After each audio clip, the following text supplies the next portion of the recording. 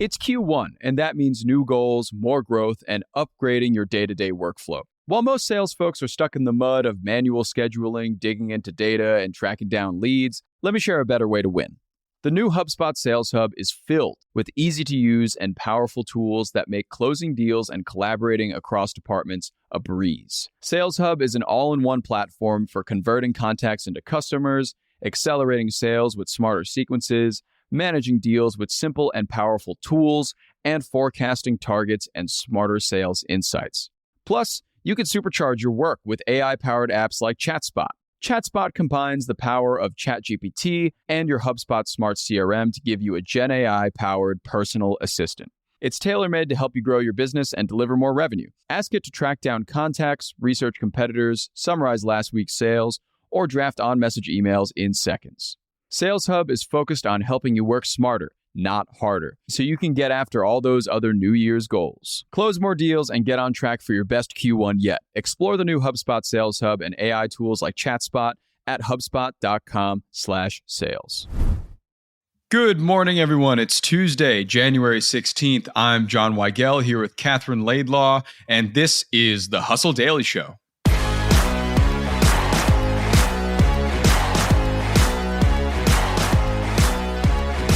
We're chatting about dollar stores today and how many communities across the U.S. are trying to limit and even ban them for environmental and health reasons. But is this backlash at all effective? And are dollar stores at all harmful, or are they just a great option for affordable goods? We'll get into that and much more, but first let's give you the hits and headlines today across business and tech.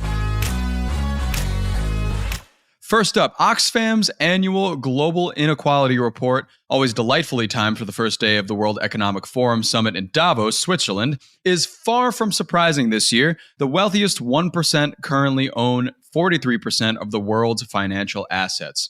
Fantastic stat to begin the week. Next up, Artifact, which is an AI news app created by Instagram's co-founders, is shutting down. The app was made to curate news articles for its users with the help of AI, but is closing up shop just a year after launching. This is in light of ChatGPT's additional news functionality as it starts to incorporate publications into its system, so it seems like news is working for some AI companies, but not all. Moving on to Tom Stokely, a co-founder of Onlyfans, will try to shake up the international travel industry as a director at Global Airlines, which is a luxury airline featuring social spaces and very fancy champagne. And finally, Mean Girls earned $32 million at the box office over the holiday weekend. Despite its advertising that some felt was a bit misleading, 75% of the audience were aware that the reboot was a musical. But the other 25%, I guess they were in for a special treat.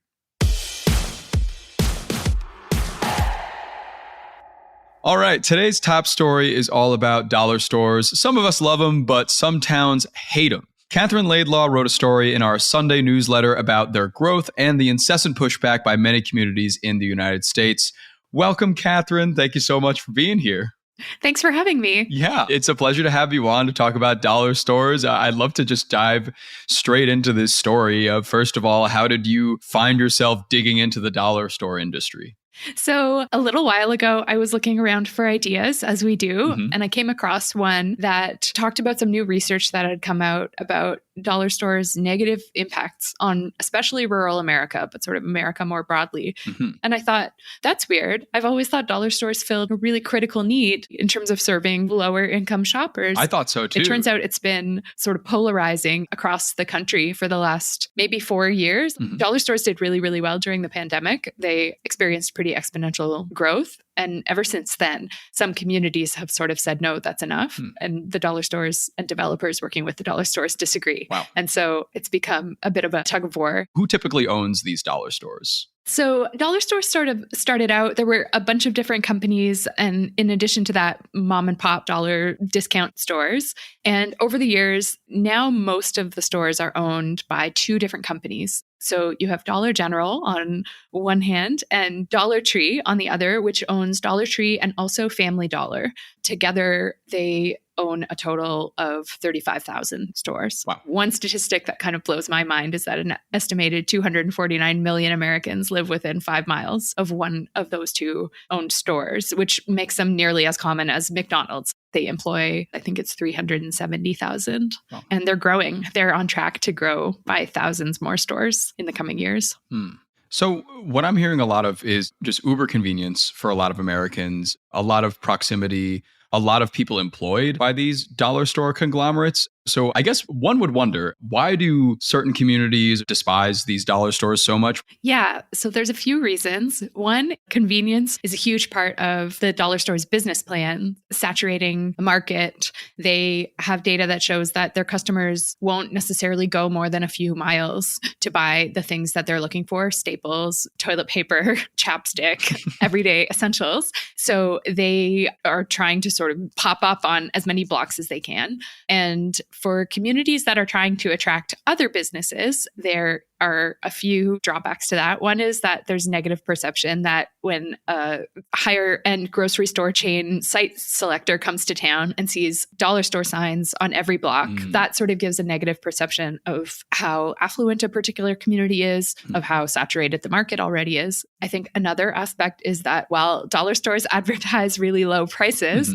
I love the 99-cent and up stores. Right? My personal favorite. Your dollar bill goes a long way. It does. Except that over time, dollar stores are actually more expensive because they sell you lower quantities. So they'll have deals with different companies to make special sizes of, Lysol toilet cleaner, for example. But the bottle is actually smaller. And so you're actually paying more than you would if you bought it from a grocery store. And so that works really well for people who are on sort of really strict fixed income. But over time, it's actually costing them more.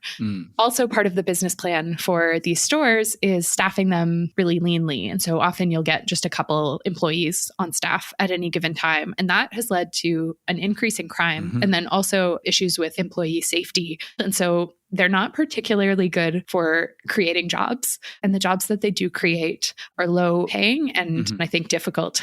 When it comes to retail, Bloomberg Businessweek called Dollar General last year the worst retail job in America. Wow. Okay. So there's that too. I had a Dollar Tree in my neighborhood growing up. And I used to love going there. I used to buy the Stars and Stripes cola, the 3-liter bottles of, Coke product kind of. Totally. And the employee staffing always struck me as there's always one person to two people in this entire store, and they're the cashier, they're the stock person. They kind of run every part of that operation. But, in addition to all of those problems that you just mentioned that people are having with dollar stores in their community, is there still a positive side to them? Do they still have a great impact for those low-income areas and low-income citizens who, obviously you mentioned, sometimes it may even be cheaper to buy from grocery stores, but in the immediate, do you think it helps people out at all? So yes, and there's a couple ways that we're seeing that side sort of advocate for themselves or vocalize that opinion. One is there's quite an active TikTok influencer community that combines sort of the grocery store haul type videos with also recipe videos. And so you'll see the hashtag dollar store dinner is pretty popular. And it'll be people on a budget sort of demonstrating how they've made, $6 stretch into a meal for two people, and things like that. You can get shelf-stable food at these stores for, pretty dirt cheap. Yeah. And so there's a sort of very excited community that shares tips and tricks on how to stretch your dollar that way. And then there has also been a bit of research done after this sort of pandemic era dollar store boom on what consumers from dollar stores actually think. Right. And so, yes, the Center for Science in the Public Interest did conduct a study, and they released the results in October. They surveyed 750 lower income dollar store shoppers, and their numbers were really high. Like, it turns out those shoppers don't want to see dollar stores go away. They need them. 82% of them, in fact, felt dollar stores improved their community. Another survey that I came across by Morning Consult put that number at around 60%, but they wanted to see better options at dollar stores. The consumers were definitely aware that the pantry staples that they were buying weren't necessarily the healthier options. And so 81% said that they would pay for healthier options at their local dollar stores. And that was a need that they felt wasn't being met. yet. And so my general takeaway from that was that they like them and there's room for improvement. Sure. And so for sure, like I think the sad reality is that as food gets more expensive for people, they're really looking to sort of make every penny count, and discount stores are one of the places where you can do that in the short term. Yeah. I mean, that makes a lot of sense. Something you do mention in your article is a lot about produce and about the lack of fresh produce at these dollar stores and how supermarkets actually tend to lose money on produce historically. So the fact that they don't stock produce gives them a bit of an edge financially over these grocery stores and such. But another thing that I wanted to hit on is how have towns tried to remove dollar stores? If I wanted to take the Dollar Tree out of my hometown, how would I go about it? Yeah, so this is part of the story where things get kind of crazy because there's just all kinds of lawsuits being flung in all directions all over the country related to this. In some communities, the communities are suing the developers. In other communities, the developers are suing the communities to be able to move in. In other communities, customers are suing Dollar General and Dollar Tree. In others, the companies are suing the communities. It's wild. So there's a few different options. One way that a lot of communities, and I should say, $35,000 stores, we're talking about 60 communities at this point. And so it's not a huge number, but it is growing. And so these 60 communities, what a lot of them have done is sort of introduce zoning ordinances, as they're called. And what they'll do is either sort of draw a circle and say, no more dollar stores within this 2-mile radius or 5-mile radius or 1-mile radius. And then the officials there will go ham trying to attract other grocery stores to fill, because of course, just because you've ousted dollar stores doesn't mean a grocery store is going to sprout up in its place. Right. Some communities have just said like, no, we have enough, we're done. Other communities, their zoning committees have greenlit development plans for a dollar store. And then the communities themselves say, no, that wasn't what we wanted, and have actually taken the developer then to circuit court to try to get the decisions reversed. And so it's a little bit of sort of using the tools that you have to your advantage, I guess. If you have a city council that is amenable to those kinds of restrictions, then that's an avenue that people have sought. If not, then you can try to use the courts. And the courts have decided in favor, against. It really runs the gamut all across the country. Wow. And so it will be interesting to see, without any federal action, how this continues to play out jurisdiction by jurisdiction. Yeah. Something else I wanted to hit on, you did mention that one place actually managed to completely ban dollar stores. Yeah, so that's Stonecrest, Georgia, which was up until, I want to say 2015 or 2016, a suburb of Atlanta. So they incorporated and they're their own city. And in 2018, they endured sort of a slate of closures, the way a lot of stores were closing in different areas of the state. So Walmart closed one of their stores, Target closed another store. And by 2019, there were 20 dollar stores in Stonecrest, and it's a city of about 60,000 people. Okay. So that's a lot of dollar stores, yes. About 3 times as many stores per capita as the national average. And so they said, we have enough, we're good. Because one of the things that Stonecrest was also contending with was trying to attract better grocery stores, more and higher quality grocery stores. And so one thing that the mayor did say when I spoke to her last week was that it's not necessarily that a ban is right for every place, but for them, it's been just something that they don't have to worry about while they turn to the task of attracting a grocery store, which is also a considerable amount of work and not something that I had ever given any thought to until last week. I just figured grocery stores just looked at what sites made the most sense and went there, which is so diluted. Listen, hey, you think that's bad? This is today news for me. I just thought that they just existed before time, prehistorically, and we just all moved around them. I had no idea. We've been living in big cities for too long, I think. Yeah. But yeah, like there's a whole recruitment process. There's a pitching process. So a city will make a business case, target the grocery stores that they are hoping will consider to come, find out who selects the sites for those chains, develop relationships with them, deliver their pitches, and then sort of cross their fingers and wait to see what happens. And so it can be a long and really involved process. And I think the way Stonecrest has benefited has been to not then have to worry about dollar stores coming in and using some of that real estate that they're hoping a grocery store will eventually move into under their noses. It's like a buying time mechanism, I think, and that's definitely been true of Stonecrest, although in their 5 districts. They're hoping to eventually have a grocery store in each one, but they've got 3 of the 5 right now. And so, it's a bit of an uphill climb. Yeah. And one last thing I wanted to ask about is, do you think dollar stores are going to increase their growth over the next few years? Yes. And I also think the conversation around them is going to continue to get more heated because their growth doesn't show signs of slowing. We only now have started talking about what this might be doing to our cities in the long term. And so I think as that conversation gets more heated too, the two things are going to collide in interesting ways. But yes, I think dollar stores are going to continue growing apace, and that community backlash is also going to continue because both are getting louder.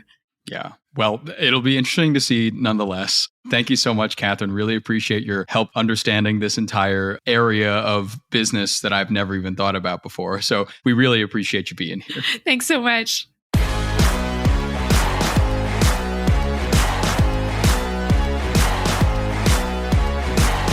All right, that'll do it for us today. Thanks for tuning into the Hustle Daily Show. We are a proud part of the HubSpot podcast network. Our editor today is Robert Hartwig, and our executive producer is Darren Clarke. We've got a lot more tech and business coverage in our newsletter. If you're not subscribed, go get yourself signed up at thehustle.co/email, and we'll see you tomorrow.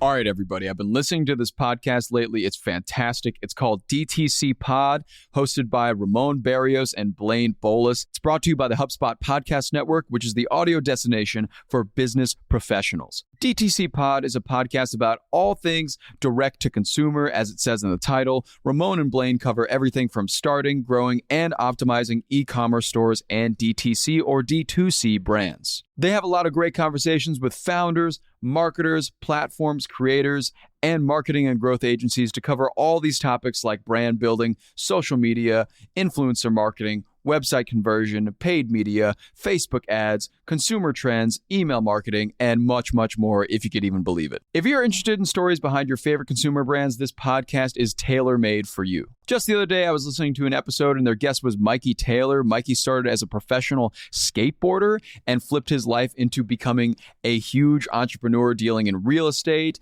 owning his own brewing company, and also owning a skateboard company called Sovereign Skateboards. This guy really flipped his life into something insane, and it's so cool to listen to how he did it every single step of the way. Definitely go check that episode out. It's really, really inspiring. And you can listen to DTC Pod wherever you get your podcasts.